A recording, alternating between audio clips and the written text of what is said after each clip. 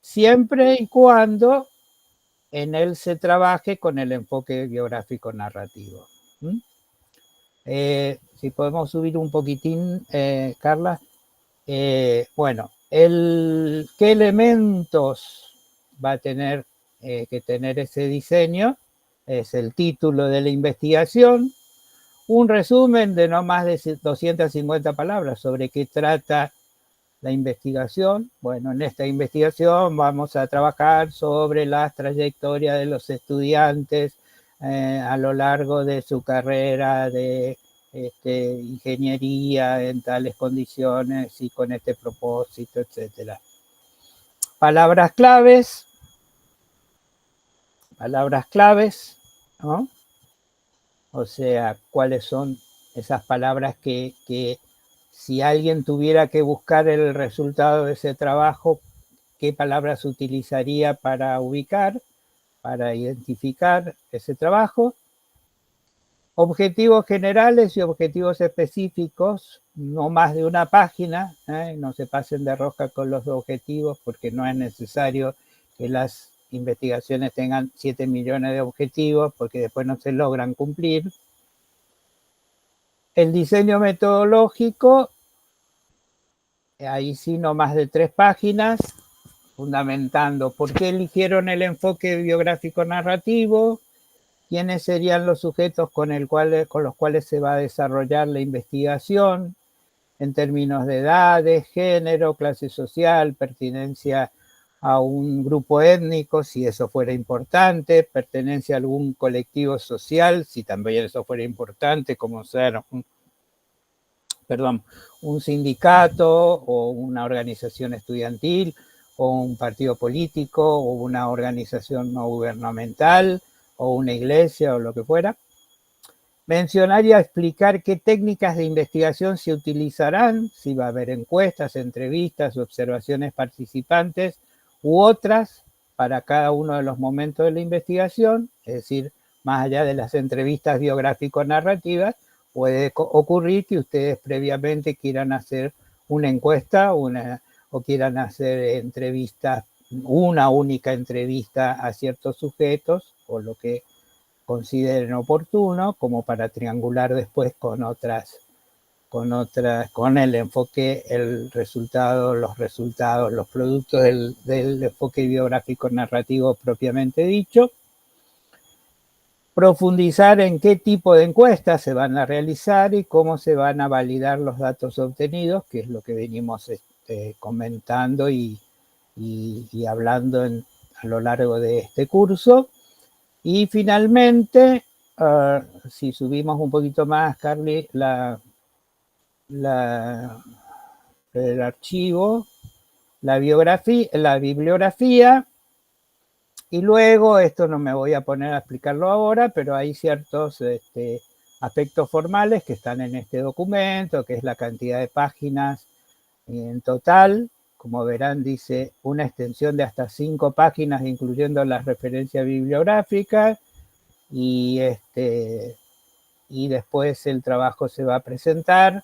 Eso ya lo vamos a explicar después, o lo vamos a explicar a través del aula virtual. Se va a presentar a través del aula, y la fecha de presentación es hasta el 20 de octubre, hasta las 23:59. Ese grado de precisión tiene que ver con que el aula virtual se programa para recibir los trabajos, y pasado el 23:59, al entrar en el día siguiente, no les va a permitir subir más el trabajo. Así que estén atentos y atentas a esa cuestión. De aquí hasta el 20 de octubre, mejor dicho, hasta un par de días antes, hasta el 18 de octubre más o menos, vamos a tener abierto un nuevo foro que es sobre trabajo final, y en ese foro ustedes van a poder hacer las preguntas, las consultas y los pedidos de orientación que consideren pertinentes. Lo que sí les pedimos, por favor, no metan todo el trabajo como lo vienen elaborando y digan, ¿está bien? Porque si hacen esa pregunta no la vamos a contestar. Lo que necesitamos es que hagan preguntas específicas. Tengo esta dificultad con los objetivos, no sé cómo decir esto y entonces, ¿cómo lo podría hacer? Me está siendo difícil hacer la descripción del tipo de entrevista. ¿Qué debería hacer? Pero no, por favor, no nos pongan en la situación de decir 2 días antes de la presentación, acá está el trabajo, ¿está bien? Porque no lo vamos a contestar, porque no tenemos tiempo para leer el trabajo completo y darles una respuesta 2 días antes de la fecha de presentación. ¿Sí? Bien, dicho esto, abro la ronda de preguntas para lo que quieran saber acerca del trabajo.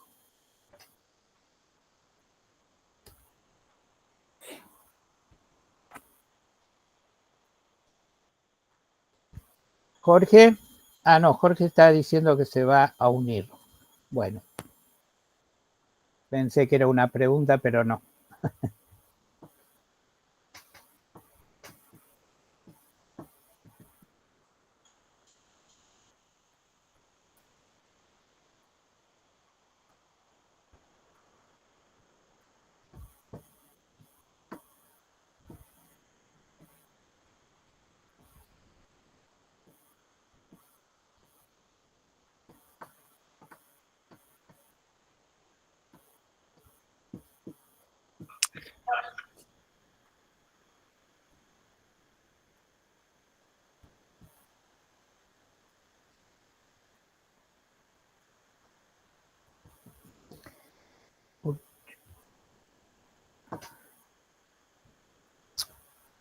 Bueno, o está demasiado claro o está demasiado oscuro, no sé.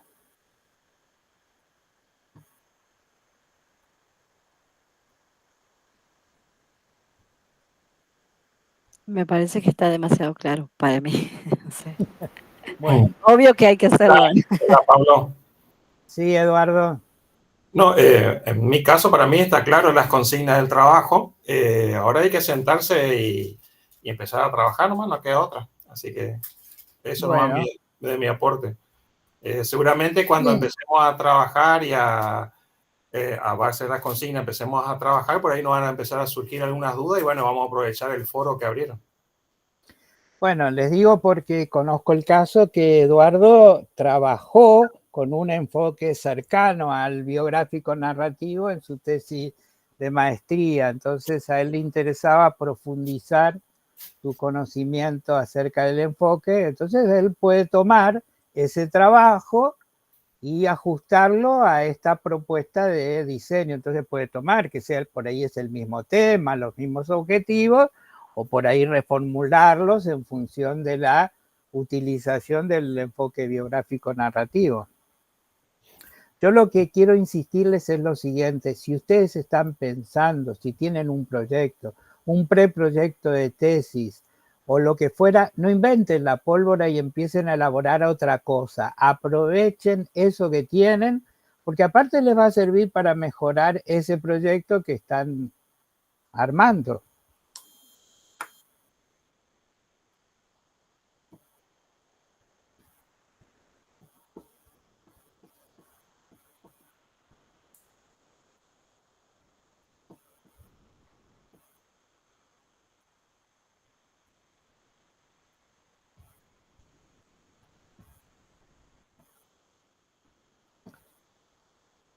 Sí. No, a mí por ahí me van surgiendo ideas, pero no sé, como que implicarían reformular algunas cuestiones de los objetivos. Por ejemplo, yo quiero trabajar, bueno, propongo ver los cambios en las subjetividades femeninas a partir de la participación en organizaciones sociales y políticas, ¿no? Por ejemplo, si yo incorporara la encuesta, que no lo había pensado, ¿no? Para poder hacer un mapeo pero no sé, ahora lo estoy pensando en voz alta, de Sí, las está bien. organizaciones sociales donde hay mujeres participando, bueno, como que eso implicaría cambiar algunos objetivos para después poder profundizar en 2 o 3 entrevistas con este enfoque biográfico. Me parece que podría estar bueno, pero no sé, estoy pensando todo en voz alta. como hacer No, un está bien, mapeo. Silvana, pero lo que estás planteando sirve para que sigamos pensando un poco más. No nos olvidemos que cuando hablamos del enfoque biográfico narrativo hablamos de biografías en contexto. Entonces, si Silvana va a trabajar con mujeres que participan en organizaciones sociales, etcétera, etcétera, hay que poner en contexto esto. Hay que decir, bueno, cómo son esas mujeres, de dónde son, qué tipo de participación tienen, en qué tipo de organizaciones, son organizaciones sociales, son organizaciones políticas, son sindicatos, son, no sé, lo que decíamos antes, son clubes de barrio, no sé, puede haber cientos de diferentes dimensiones que es necesario abordar, porque es una biografía o son biografías de mujeres, pero bueno, ¿de mujeres en qué contexto? ¿En qué contexto? Hoy, a modo de un ejemplo que puede servir, hoy escuché con mucha atención la participación de una diputada provincial de Misiones que fue muy agredida por otros políticos, dirigentes políticos, por su carácter de mujer. Y se trata de una diputada que hizo la escuela secundaria mientras era diputada. O sea que imagínense las características que puede tener el perfil de esta persona. Y hablaba y está ocupando un lugar importantísimo, es diputada de una provincia. Y sin embargo, como su historia fue marcando hitos, bueno, entonces, ¿cómo hacemos? Y bueno, tenemos que poner en contexto esa biografía. Tenemos que decir, bueno, esta mujer hoy llegó a diputada, pero antes, ¿qué fue? Antes fue una campesina, antes participaba en un movimiento social urbano, antes era parte de un colectivo feminista, antes o hoy es una militante de un movimiento social. Bueno, todo eso es parte de cómo contextualizamos eso. Entonces, para hacer esas cosas podemos utilizar otro tipo de datos que no son necesariamente datos surgidos de una entrevista cualitativa. Por ejemplo, yo puedo tomar datos secundarios y decir, bueno, estadísticamente, miren, para darles un ejemplo que puede ser interesante. Yo ayer escuchaba una entrevista que le hacían, bueno, una de las entrevistadoras está acá haciendo el curso, Alicia, le hacían al decano de la Facultad de Ciencias Forestales de la Universidad Misiones, hablando de todo el tema del financiamiento universitario. Y una cosa que dijo Fabián, el decano, es que el 72% de los estudiantes de educación superior de Misiones elegían la universidad pública. Bueno, ese es un dato de contexto fundamental si yo voy a trabajar, por ejemplo, historias de vida de estudiantes universitarios y de estudiantes universitarios en universidades públicas. Bueno, yo no sé dónde sacó el decano ese dato, supongo que de algún lado lo sacó, no lo sé porque lo escuché en un programa de radio, pero digo, son elementos importantes para contextualizar.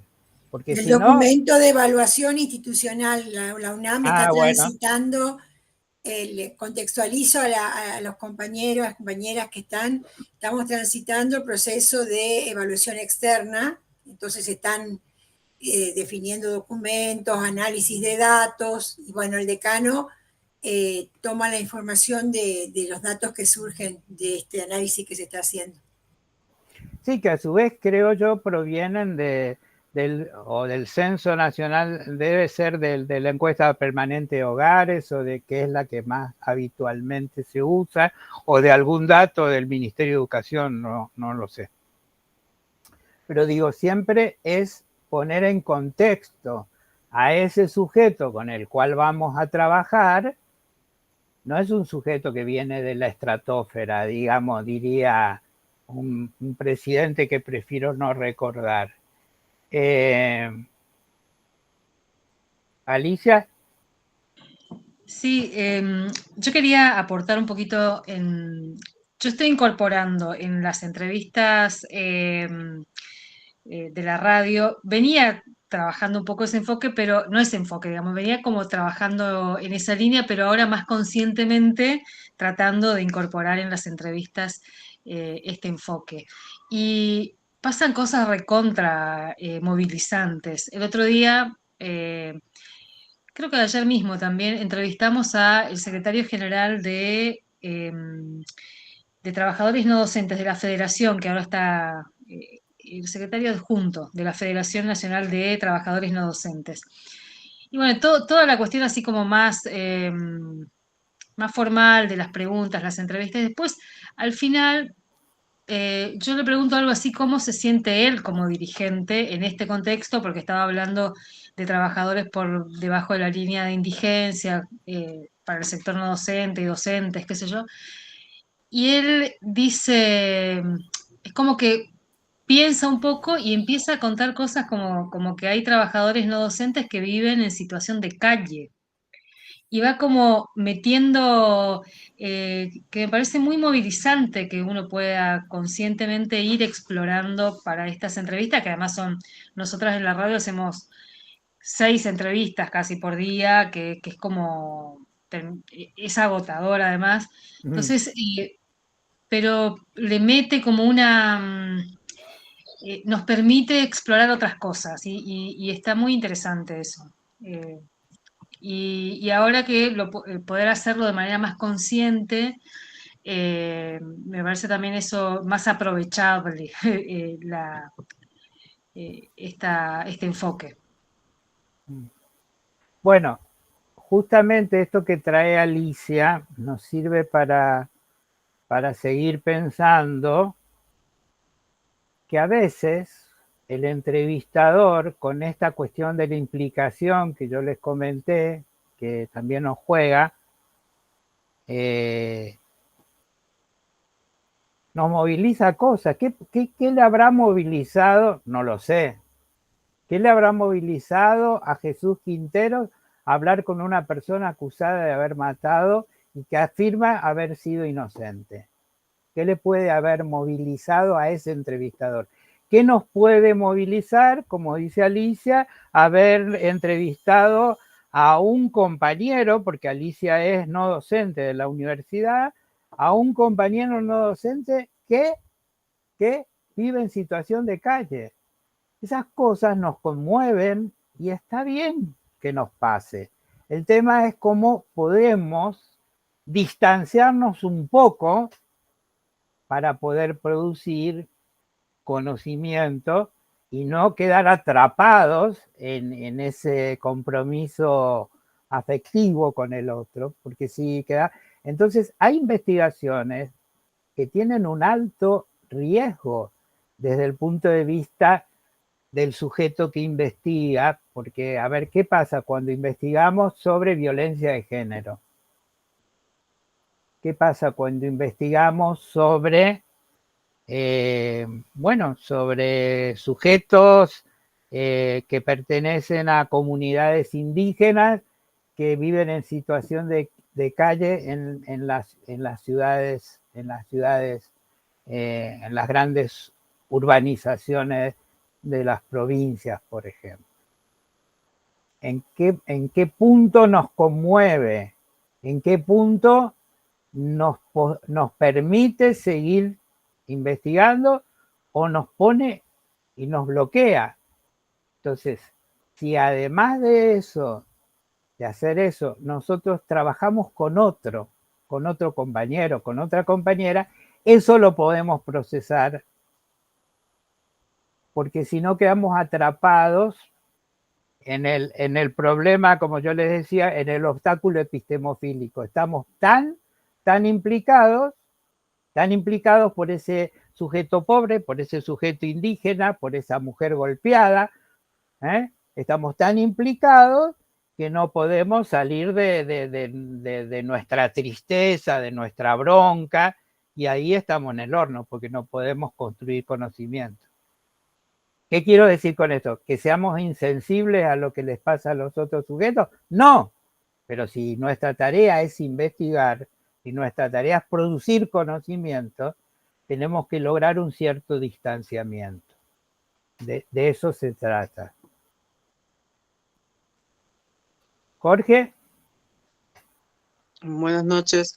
Estaba pensando ahora en el tema y, bueno, yo soy docente de letras, lo dije muchas veces, pero estaba pensando en dos colegas en particular que yo admiro mucho, una de la Universidad Nacional de Tucumán y otra de la Universidad Nacional de Jujuy, ambas profesoras con trayectoria de más de 25 años y con enfoque en lo que son las variedades en lingüísticas y con trabajos que van de ese mismo lado para pensar esto de la identidad docente, de lengua en particular, la norma y las variedades, como esas tres ejes que tiene como una preocupación muy grande en docentes de lengua cuando estamos el estándar, cuando pensamos la variedad, y son dos docentes que tienen esto, ¿no? Me pasa que yo, porque cursé con ambas, trabajé junto con ambas, yo soy de Jujuy y estudié en Tucumán, entonces tuve una formación con la otra profesora, y ahora estoy trabajando con la otra que estoy pensando, ¿no? Entonces a mí me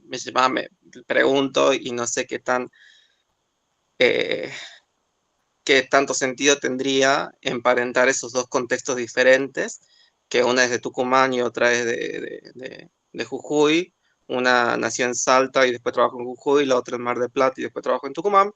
Contextos muy diferentes, pero la temática que me preocupa o que focalizaría las cosas es muy similar, porque las dos llegan a preocuparse mucho por las variedades, el estándar, la enseñanza de la lengua, y entonces pregunto si es viable o si tendría que pensar en una sola o en docentes que tuvieran más juntos, ¿no? Porque cuando me dice esto de pensar el contexto, acá serían dos contextos muy diferentes. Lo que las une es la temática, pero... Está bien. Si vos estás en condiciones de abordar y trabajar con dos sujetos, adelante, porque hay cosas, siempre va a haber cosas en común, algunas, y cosas diferentes. Si trabajamos, como estábamos contando hoy, con estudiantes de ingeniería y nos interesaba focalizar sus representaciones sociales acerca de la matemática y la relación de estas representaciones con sus trayectorias estudiantiles, tenemos distintos estudiantes con distintas historias. ¿Qué tienen en común? Son estudiantes de ingeniería. ¿Qué tienen de distinto? Que ya son de dos ingenierías distintas. ¿Qué tienen de común? O que tienen de distinto quizás, que uno es un varón y otro es una chica. Bueno, pero puede ser interesante esa comparación, no para establecer comparaciones que nos permitan llegar a una conclusión de decir todos los estudiantes de ingeniería agronómica, hombres, tal cosa, y todas las mujeres, porque estos enfoques y la investigación cualitativa en general no permiten hacer generalizaciones. Pero, como dicen algunos autores, sí, los conocimientos son transferibles. ¿Qué quiere decir que son transferibles? Quiere decir que si el día de mañana alguien quiere pensar en las representaciones sociales de los estudiantes de ciencias sociales sobre estadística, por ahí les pueden ser útiles algunos resultados de esta investigación sobre las representaciones sociales de la matemática en estudiantes de ingeniería. Entonces, en el caso que vos estás planteando, Jorge, cabe lo mismo. Son dos profesoras que tienen cosas en común, como es su enfoque de trabajo respecto a la cuestión lingüística, etcétera, y dos historias distintas. Y bueno, si vos lo podés hacer, si vos podés abordar ese proceso con ambas, dale para adelante. Perfecto, sí, me preocupaba la pertinencia porque decía, estoy mezclando aceite con agua, pensaba, pero no, si lo que como me dice son algunas cosas en común y bueno, ver algo contrastivo o ver algo claro, en profundidad con cada una. Claro, claro. No, los trabajos que permiten cierta comparación son muy interesantes, pero también, bueno, están las condiciones de quienes investigamos. Si estamos hablando de un equipo de investigación de varios, es una cosa. Si estamos hablando de un tesista de doctorado que trabaja solo, yo personalmente siempre he discutido en los ámbitos que me ha tocado participar, cuando fui director de un doctorado o de una maestría, la inconveniencia de que las tesis sean unipersonales, porque a mí me parece que va a contrapelo de lo que es la investigación. La investigación se hace en equipos, no se hace solo, no se hace solo. Pero bueno, habría que buscar, algunas instituciones lo han hecho, como, por ejemplo, les doy un ejemplo de algo que me tocó cuando yo era estudiante de doctorado en la Universidad de Málaga. La Universidad de Málaga tenía líneas de investigación en las que participaban los profesores del doctorado. Entonces, de pronto, había una línea que fue en la que yo me inscribí porque me interesaba, que tenía que ver con la educación virtual y el rol docente en el marco de la educación virtual. Y bueno, mi director de tesis formaba parte de una línea de investigación en la que había otros compañeros que hacían sus tesis y había cosas en común. Entonces había momentos en que hacíamos como ateneos y cada uno de nosotros iba comentando y compartiendo con el otro los avances de su trabajo. Bueno, son dispositivos que se pueden imaginar para que ese trabajo de la tesis de maestría o de doctorado no sea un trabajo aislado. Algunas instituciones lo están haciendo y están avanzando muy bien en ese sentido, y hay otras que siguen en el enfoque tradicional de, bueno, la tesis doctoral es individual y no se puede trabajar en conjunto. Bueno.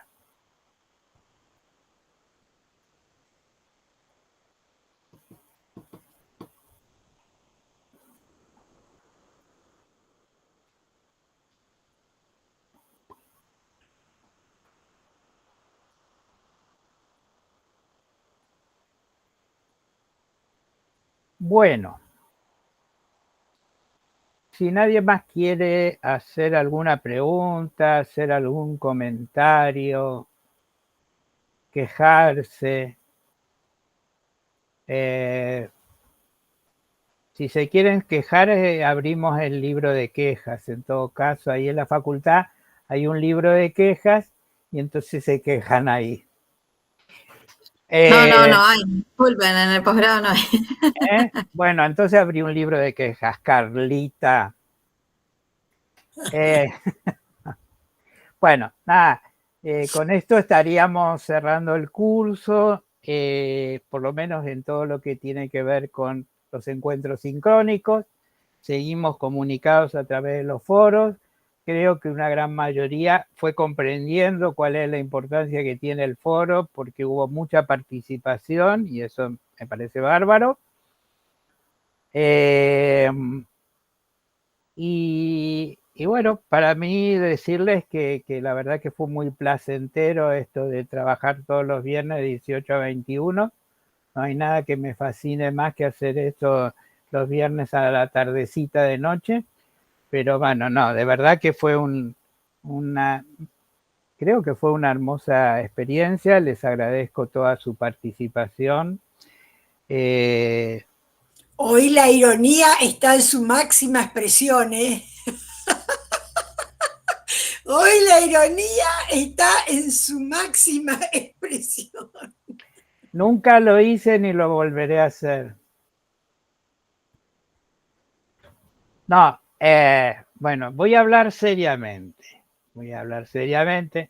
No, y digo, de verdad, creo que para mí fue muy placentero, creo que hubo mucho diálogo, mucho intercambio, que todos nos fuimos enriqueciendo un poco con toda esta actividad. Espero que ustedes se hayan sentido muy bien como yo me sentí, así que les agradezco de verdad toda esta participación. Espero que les sea útil en los distintos proyectos en los que están precisamente implicados o implicadas. Y bueno, y seguiremos en contacto en lo inmediato en los foros. Y después quedará abierta la posibilidad de estar en contacto ya más a modo personal, individual. Yo después les voy a pasar al final de que terminemos mi correo electrónico por si alguno tiene interés sobre algún tema en particular ya transcurrido y terminada la etapa de la evaluación. Así que de mi parte solamente agregar eso y bueno, y si no hay nada más que decir o que escuchar, creo que podemos ir cerrando. Gracias Alicia por el comentario, gracias Carmen, gracias Marisa y así sucesivamente. Chao, chao a todos. Gracias, Pablo. Muchas gracias, Pablo. Muchas gracias por todo. Muchas gracias a todos por participar, a todas. Chao, chao. Muchas gracias. Chao, chao.